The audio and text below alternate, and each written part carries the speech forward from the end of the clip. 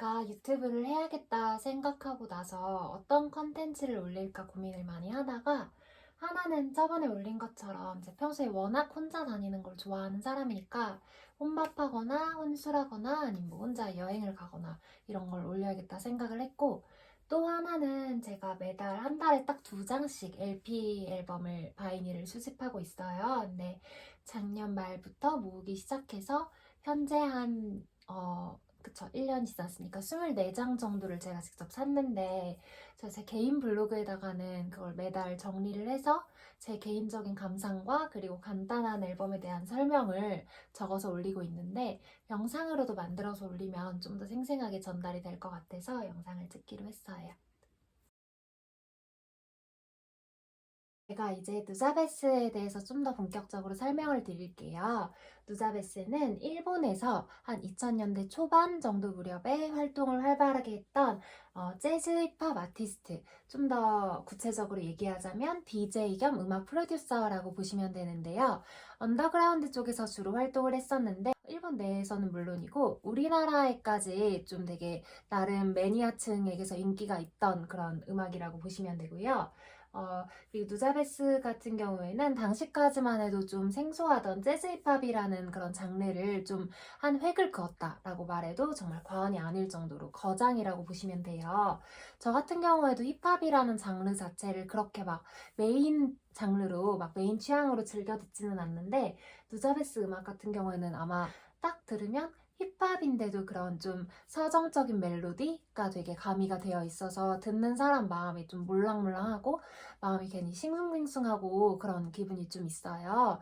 저 같은 경우에도 누자베스를 그 중학교 무렵에 처음 편히 듣게 됐는데, 그때 딱 들으면서 마음이 좀 뭔가 일렁이고 또 괜히 좀 뭐 싱숭생숭하고 그런 기분이 들어서 좀 더 빠지게 됐던 것 같아요. 그리고 누자베스는 그 우리나라에서는 좀 더 이게 인기를 얻게 됐던 게 그 시기도 그렇고 2000년대 초반쯤에 아까 좀 활발하게 활동을 했었다고 했었잖아요. 근데 그때쯤에 저희 나라에서 굉장히 인기가 있었던 SNS가 있었죠. 그때 싸이월드 BGM으로 좀 노래를 좀 듣는다 했던 오늘날의 인플루언서 같은 그런 친구들이 좀 이 누자베스 곡들을, 그 중에서도 아루아리안 댄스라는 곡이 있어요. 그래서 그 곡을 BGM으로 많이 사용하면서 좀 더 인기를 대중적으로 얻게 됐던 것 같아요. 그래서 아루아리안 댄스라는 곡은 정식으로 발매됐던 누자베스 앨범은 아니고 사무라이 참프루라는 그 앨범의 OST로 쓰였던 곡인데, 네, 거기서 그 곡 하나가 되게 굉장히 인기를 끌어서 네, 이 굉장히 우리나라 사람들 사이에도 좀 퍼져나가게 됐던 것 같아요. 저 같은 경우에도 그 누자베스의 아루아리안 댄스라는 곡을 지금 10년이 넘게 제 컬러링으로 해두고 있거든요. 그래서 제 노래를, 그러니까 누자베스를 모르시던 분들도 저한테 전화를 했다가 막 뭔가 이 노래 듣는데 빨래가 들어가는 것 같다, 막 노래가 너무 좋다, 이런 말씀들을 많이 해주셨었어요. 네, 아무튼 누자베스 아루아리안 댄스라는 곡이 아마 가장 좀 유명한 곡이라고 보실 수 있을 것 같고요. 그 다음에 이 앨범을 좀 간단하게나마 하나씩 소개를 해드리자면, 첫 번째로 이쪽에 있는 Hideout Production First Collection이라는 앨범이 있어요. 누자베스가 여기 Hideout이라는 이름이 누자베스가 설립하고 또 같이 이렇게 운영을 했던 인디 레이블의 이름이에요. 근데 그 인디 레이블에서 그 아티스트들과 함께 작업해서 만들었던 첫 번째 앨범이라고 보시면 되고요. 앨범 곡 중에서는 정말 명곡이 많은데, 누자베스의 노래 중에서 시리즈로 파트 1부터 5까지 이어지고 있는 시리즈가 있어요. 그게 러브식이라는 그 앨범인데, 러브식 1과 그 다음에 러브식 파트 2가 여기에 들어있어요.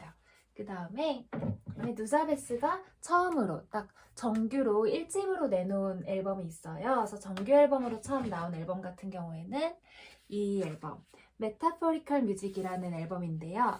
여기에 사실 제가 개인적으로 좋아하는 곡도 되게 많아요. 그래서 그 중에서 여기 세 번째 트랙인 레이디 브라운이라는 노래가 좀, 이 노래 같은 경우에는 힙합의 느낌이 좀 강하게 나는 곡이긴 하거든요. 근데 정말 좋아하고, 그 외에도 몇 가지 곡들을 좋아하는데, 다음으로 두 번째 누자베스의 정규 앨범이 바로 이 모델 소울 앨범인데요.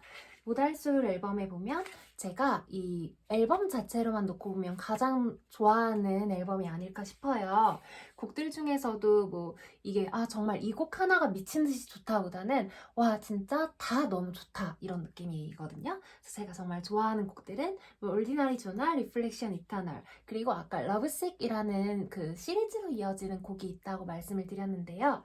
그 중에서 Lovesick 파트 3랑 5를 제가 가장 좋아하는데 이 앨범에는 Lovesick 파트 3가 속해 있어요.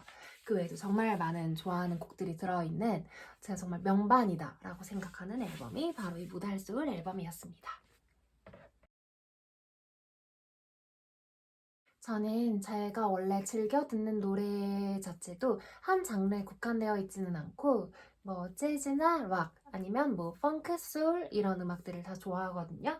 근데 제가 정말 누자베스 음악이 제가 재즈 힙합이라고 설명을 드리긴 했지만 하나로 규정짓기 어려울 정도로 힙합과 그리고 또 뭐 아까 말씀드린 뭐 재즈, 펑크, 소울, 뭐 심지어 일렉트로니카 이런 장르까지 좀 다 결합이 되어 있어서 이게 정말 장르를 떠나서 그냥 음악 자체가 정말 좋은 음악이다. 정말 좋은 음악을 만들어낼 줄 알았던 사람이다. 정말 위대한 아티스트다라고 생각을 해요. 근데 정말 안타까운 사실은 누자베스가 2010년도쯤에 교통사고를 당해서 되게 이른 나이로 사망을 하게 됐어요. 저 같은 경우에도 그때 그 소식을 듣고 굉장히 좀 충격을 받았던 그런 기억이 있는데 이후에도 누자베스와 함께 작업을 했던 혹은 누자베스를 되게 좀 선망했던 많은 아티스트들이 그런 추후에 추모 앨범들을 내기도 하고 좀 마음으로 기리는 그런 자리를 많이 가졌던 것 같아요. 그러니까 저 같은 경우에도 지금 누가 정말 가장 좋아하는 아티스트가 누구냐라고 물어보면 항상 빼놓지 않고 얘기하는 게 바로 누자베스거든요. 근데 이제는 더 이상 누자베스의 좀 새로운 곡을 들을 수 없다는 게 너무 아쉽고 또 그렇게 위대한 예술가가 일찍 좀 생을 마감한 그 사실 자체가 되게 슬프기도 하고 그런데 그래도 그 누자베스가 만들었던 진짜 위대한 그런 곡과 작품들은 어디로 사라지는 게 아니니까 제가 마음속에 잘 이렇게 품고 새겨 들어야겠다고 생각하고 있습니다. 네.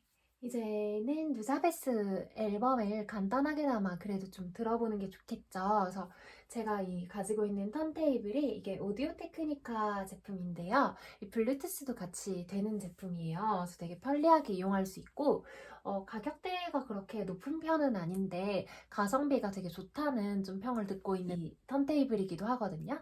그리고 제가 사용하는 이 보스 스피커 같은 경우에 이 사운드링크 미니 제품이에요. 근데 이것도 좀 음향기기 같은 경우 정말 가격이 천차만별이니까 고가는 훨씬 고가인 제품들이 많은데 저는 이 정도 가격대에서 네, 요런 그 음질을 내는 그런 스피커라고 하면 충분히 추천을 드릴 만하다고 생각을 하고 특히나 보스 스피커 같은 경우는 제가 들어보면 저음 부분을 되게 잘 잡아주는 것 같아요. 그래서 저는 좀 이 베이스가 좀 쿵쿵 좀 이렇게 묵직하게 울리는 노래나 아니면 이런 연주곡들, 누자베스 같은 이런 연주곡들을 들을 때 되게 좋지 않나라고 생각을 합니다. 어쨌든 제가 그 누자베스라는 아티스트에 대해서 설명을 어느 정도 드렸는데 음악을 하나도 조금 더 들어보지 않으면 의미가 없겠죠. 그래서 근데 이게 또 음원 같은 문제가 있을 수 있으니까 간단하게 뭐 한 10초 이 정도라도 네, 어떤 음악의 그런 결을 가지고 있는 그런 노래인지 간단하게 들려드리면서 영상 마무리 짓도록 하겠습니다. 다음에는 아마 브이로그를 찍지 않을까 싶은데요. 저 역시 어떤 장르에 국한하지 않고 다양하게 하고 싶은 영상들을 많이 올려보도록 하겠습니다. 그러면 다음에 또 보도록 해요. 안녕.